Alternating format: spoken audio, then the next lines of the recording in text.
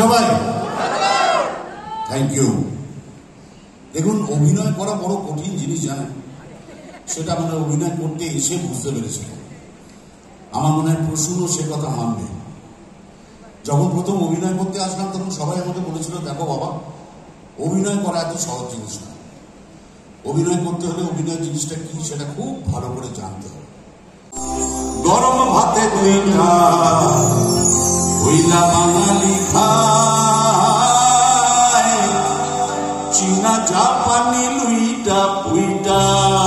আমার মিউজিশিয়ান ভাইরা পরে বাজাবে। এই গানের তাল আপনাদের কাছ থেকে নেব।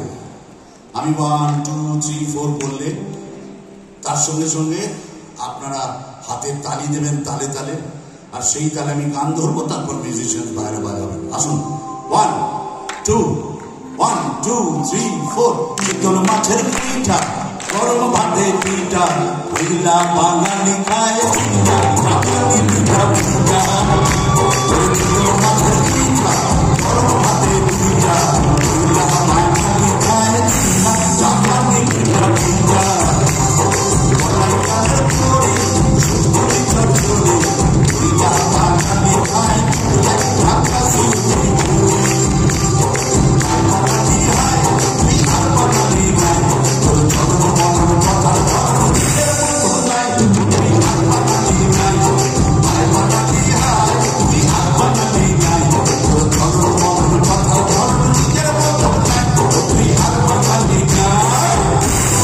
বেলা শেষে ছবি শুটিং করে আমরা ফিরছি, বেলা শুরু ছবি শুটিং করে আমরা ফিরছি। ফেরার পথে একটা ট্রেনের মধ্যে একটা সিন শুটিং হচ্ছে। তো শিবপ্রসাদ শুটিং করতে করতে বর্ধমানের মধ্যে আমাদের সেই সিন শুটিং শেষ হয়ে গেল। আইডেল বসে আছে ট্রেনের মধ্যে। তো খুব মজা হলো। আমার মেয়ের চরিত্র করছিল যে বাচ্চাটি, সে একটা নাচ দেখালো। তো আমরা সবাই তালি দিলাম। ঋতুপর্ণা একটা খুব সুন্দর গান শোনালো। শঙ্কর চক্রবর্তী একটা চমৎকার কবিতা বলল। মোনামি একটা দারুণ গান শোনালো। সৌমিত্রবাবু আমাদের সঙ্গে মিলেমিশে একটা সুন্দর কবিতা শোনালো। আমি ভাবলাম আমি কি করি। তো আমার মনে পড়লো, আরে ওই কবিতাটা বললে তো হয়। তারপর সেই কবিতাটা আমি ট্রেনে বসে সবাইকে শোনালাম। পরবর্তীকালে যারা আপনারা সোশ্যাল মিডিয়াতে চোখ রাখেন হয়তো দেখে থাকবেন, এটা বেশ ভাইরাল হয়েছিল। আপনাদের জন্য সেই কবিতাটা আজকে আরেকবার বলছি। একটু একটু লাইন এদিক ওদিক হয়ে যেতে পারে, অনেকদিন আগের কথা। কবিতাটার নাম আসল রাজা। একটু মন দিয়ে শুনবেন। আসল রাজা। তো কাকের মুখে রটলো খবর যে বনের রাজা বাঘ মরেছে। তো কাকের মুখে রটলো খবর যে বনের রাজা বাঘ মরেছে। জন্তুরা তাই একে একে মোরা বাঘকে এলো দেখে। কেউ বললো কেউ বলে চাপ তো বাঁচা গেছে। তো সবাই তখন বললো ভেবে, বনের রাজা বাঘ মরেছে, বনে একটা রাজা তো চাই, কে তাহলে রাজা হবে। তো শিয়াল শুনে চুপি চুপি মাথায় দিয়ে গাদার টুপি সিংহাসনে লাফিয়ে উঠে চেঁচিয়ে উঠলো, হুক্কা হুয়া রবে, বললো যে সে রাজা হবে। ভালো করে বেয়াদব ওখান থেকে নামে গুনি, ভালো করে বেয়াদব ওখান থেকে নামে গুনি। রাজা হবে সব কথা ফের যদি তোর মুখে শুনে একটি চড়ে অকাবাবি হুক্কা হুয়া বলে যাবে। আরে বাঘ নেই তো ভালুক আছে, বাঘের পরে আমার দাবি। নেকড়ে বলে দিব্যি আছো, নেকড়ে বলে দিব্যি আছো করবে তুমি ভালুক কাচার সিংহাসনে উঠে ভাবছে তুমি বুঝি রাজা হবে। ওরে আমি হলাম বাঘের পিছে, আমার দাবি কমটা কিসে। হায়না বলে হাসাস নিয়া, হায়না বলে হাসাস নিয়া, কোথায় কৃষি তার ঠিক নেই, নিয়ে নেন পিছে বসে। ভাগার দিয়ে নিচে চলিস, রাজা হবো তুইও বলিস। বানর বলে ওরে হায়না, জানিস তো কেউ তোকে চায় না, জুড়ে দিলি তুইও পায় না। আমি বানর, আমি বানর, অর্ধেক নর, বনবাসী বুদ্ধিজীবী, আমায় রাজা করতে হবে সবাইকে বলে দিবি। শুয়োর বলে পাঠাবি রাত, গাছে আছিস গাছেতেই থাক। আমি যখন গো ধরেছি আমায় রাজা করতে হবে। তো সবাই চেঁচায় ঘেউ ঘাট্টা ঘুত খতখত বন তোলপাড় হট্ট বলে। তখন বাদুর উঠলো বলে, ঝুলে ঝুলে দেখছিস হবে, ঝুলে ঝুলে দেখছিস হবে, ভাবছি সবাই রাজা হবে। শুনতে কি পাচ্ছিস কেউ? ওই দূরেতে ডাকছে যে ফেউ আর একটা যে এসে গেছে, আই বাবা ইয়া খাবা। কেউ বলে পালা পালা, কেউ বলে আমি ফুলের মালা। ওরে ওরে আমাদের তো রাজা সাজা, বাঘই হলেন আসল রাজা। ধন্যবাদ।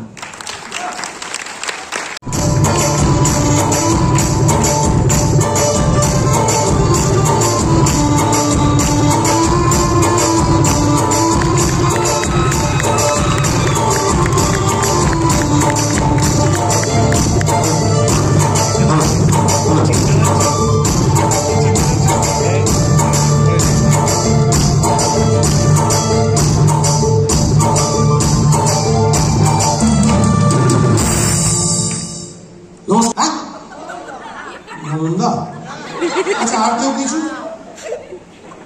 বেশ ঠিক আছে, আমরা খরচদার থেকে জেনে নিই। দাদা তোমার ডাক নামটা বলে দেওয়ার দেরি করে লাভ নেই। তোকে একটা কথা বলছি, শোন ভালো করে। হ্যাঁ বলো। শিল্পীদের কখনো কোনো পার্মানেন্ট ডাক নাম হয় না। মানে মানে একটা করে ছবি মুক্তি পায় কিছুদিনের জন্য, সেই শিল্পীর ডাক নামটা পাল্টে যায়।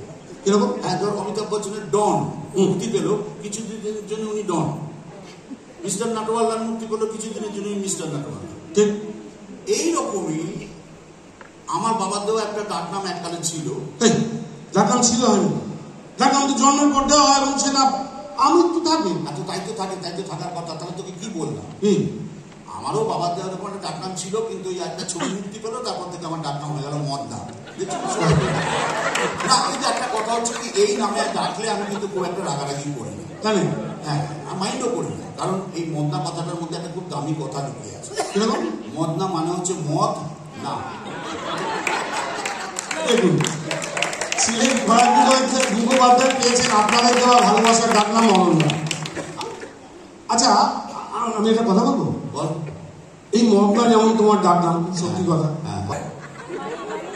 এই তোমার মদন নামের কাছাকাছি নাম হচ্ছে, এই মদনা নামের কাছাকাছি হচ্ছে মদন, ঠিক তো?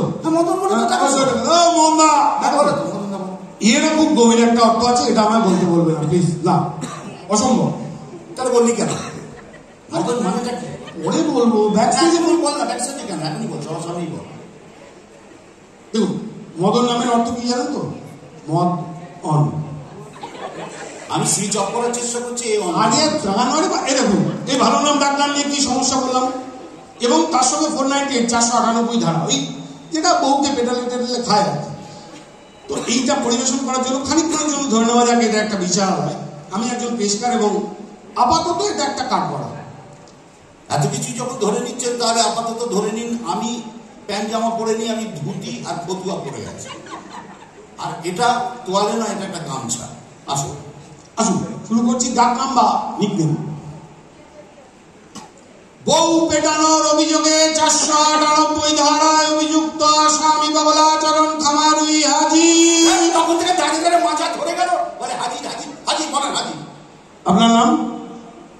আচ্ছা, উনি হাত করে ডাকলেন। আমি কি বলে ডাকবো আপনার জানার দরকার নেই, যেটা আপনাকে জিজ্ঞেস করা হচ্ছে তার জবাব দিন। আপনার নাম? আগে শ্রী বগলাচরণ খামারুই। নিবাস? বগুলা। স্ত্রীর নাম? বিউগেল। বিউগেল? আপনার স্ত্রীর নাম বিউগেল? না না না, আমার স্ত্রীর নাম নৃত্যকারী। তো বলি বললেন বিউগেল? না, মানে সে কথা বলেই মনে হয় যেন বিউগেল বাজতেছে, তো ওই জন্য আমি সাত করে তার ডাক নাম রেখেছি বিউগেল। ডাক নাম কি জানতে চেয়েছে? আপনার স্ত্রীর ভালো নাম? তাইলে তার নাম নৃত্যকারী। হ্যাঁ, সেটা বলবেন। হ্যাঁ, নিন এবার গীতা ধরে বলুন। পাগল নাকি? মানে ওইসব হবে না। হবে না মানে? হবে না মানে কোনো মেয়ে ছেলেকে হাত দেবো না। আরে কি মুশকিল, মেয়ে ছেলে কোথায় পেলেন? এই যে বললেন গীতাকে ধরুন। আরে বাবা, এই গীতা সে গীতা নয়। আরে সে আমার গায়ের গীতাই হোক, কি আপনার শালী গীতাই হোক, কোনো মেয়ে ছেলেকে হাত দেবো না আমি। আরে বাবা, গীতা কোনো মেয়ে নয়। মেয়ে নয় মানে গীতা আবার কোনো বেটা ছেলের নাম হয় নাকি? আরে এটা কে রে? কে রে? এখুনি তো হাত পেরে ডাকলেন, আবার আমার জীবনে দুবার নাম শুনলেন, এর মধ্যে ভুলে বেড়ে গেছেন আপনি অবসর নেই। আমার নাম বগলাচরণ খামারুই। চুপ কর, চুপ থাকুন। তখন থেকে ভজর ভজর ভজর ভজর করে চলছে, যেটা বলা হচ্ছে সেটা করুন। দিন বল। আমি শ্রী বগলাচরণ খামারুই। আরে কি হলো, ওপর নিচ আকাশ পাতাল গান্ধী বাড়ি মাঝে বলুন। বাবা, এই তো বলছেন চুপ করতে, আবার বলছেন কথা বলতে। কোনটা করবো সেটা আচ্ছা আচ্ছা, ঠিক আছে ঠিক আছে, অনেক হয়েছে। নিন এবার দয়া করে গীতা ধরে বলুন। আবার বলে গীতারে ধরতে? আরে বাবা, সে তো ধরতেই হবে, এটাই তো নিয়ম। ধরতে নিয়মের ক্যাথায় আলু। একবার বইয়ের গায়ে হাত দিয়েছে বলে মাকড়া শ্বশুর ফোন লাইন দিয়ে ধরে নিয়েছে, আবার কোন মেয়ে ছেলের গায়ে হাত দিয়ে। ও, আপনি তো বুঝতেই পারছেন না মশাই। ও বুঝেছি আমি, আমার মুরগি করা অত সহজ। একবার ভুল করেছি, এখন খুব মেপে মেপে পা ফেলতেছি। আরে বাবা, গীতা কোনো মেয়ে নয়, গীতা একটা বইয়ের নাম। হ্যাঁ হ্যাঁ হ্যাঁ, এই বইটার নাম হলো গিয়ে গীতা, শ্রীমদ ভগবত গীতা। আপনি তাই বলেন? আমি তো তখন থেকে তাই বলার চেষ্টা করে যাচ্ছি, আপনি শুনলে যাবে না? আচ্ছা ঠিক আছে, বলেন। নিন এবার দয়া করে এই বইটা ধরে বলুন। কারণ এই গাবদা বই আমি ধরতে যাবো না। বই আপনার চাকরি করতেছেন, আপনি মাইনেও পেতেছেন, আপনি নিজের কাজ নিজে করেন, তো খালি ফাঁকি দেবার কারণ। এই দেখুন, আপনি কিন্তু তখন থেকে শুধু শুধু আমাদের সময় নষ্ট করছেন।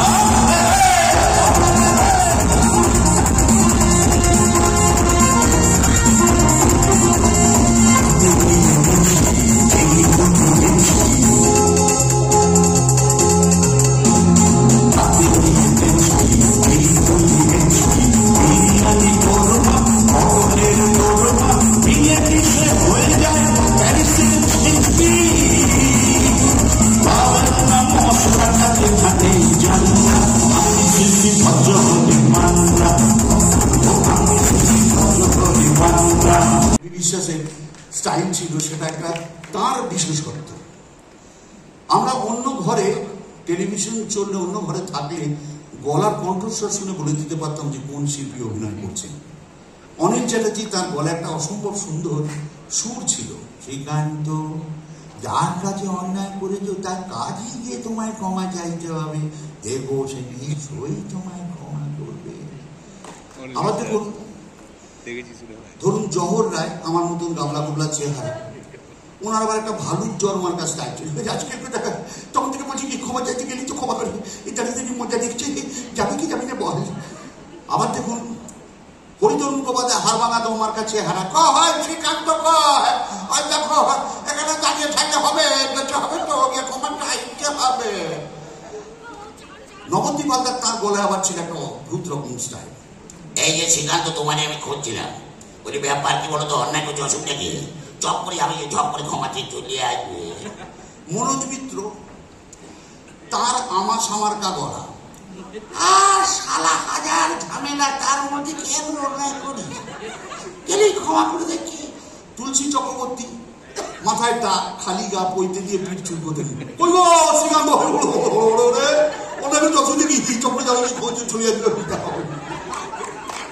রবি Ghosh, Srikanta what is the process, এগুলো ক্ষমা চাইতে হবে, শিখে দেবো, কোনো অসুবিধা হবে, শুধু আর আমার সঙ্গে গেলে ক্ষমা করে দেয়। ধরুন কমল মিত্র, তৎকালীন খুব গুরুগম্ভীর বাবার চরিত্র করতেন, মুখে থাকতো চুরু, চোখে কালো চশমা।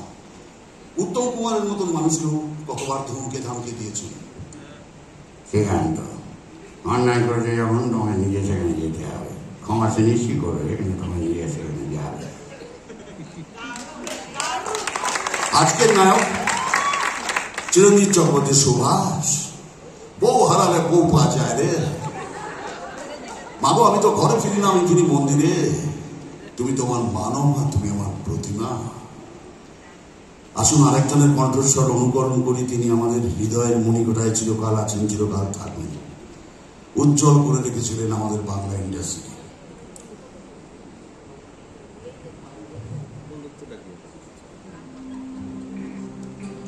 হে মহানায়,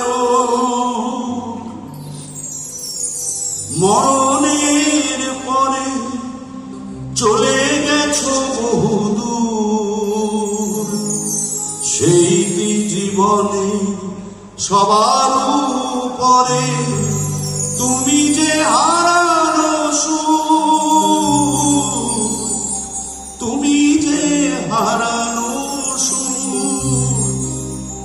আমি দাঁড়িয়ে আছি একটি আলোকিত বৃত্তের মাঝখানে, তার চারপাশে ঘন কালো অন্ধকার, অথচ সেই অন্ধকারের পরেই আছে এক আলোর জগৎ। সে আলো মেকি নয়, সে আলো কৃত্রিম নয়। ধন্যবাদ।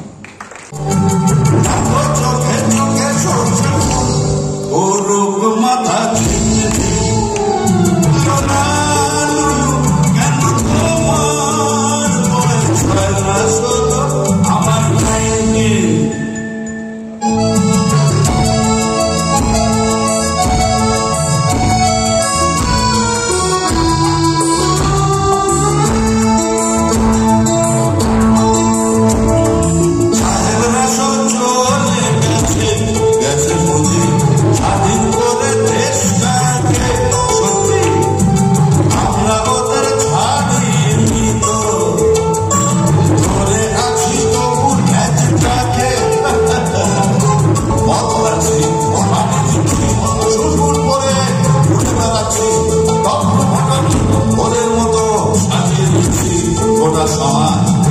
মদ্যপানের বিরুদ্ধে যারা, তাদের মাথায় পড়ুক।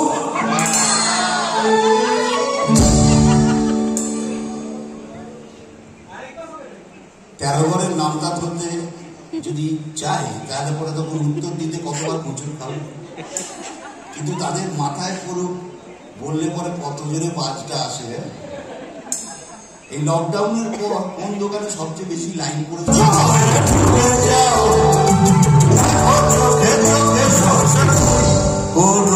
মাথা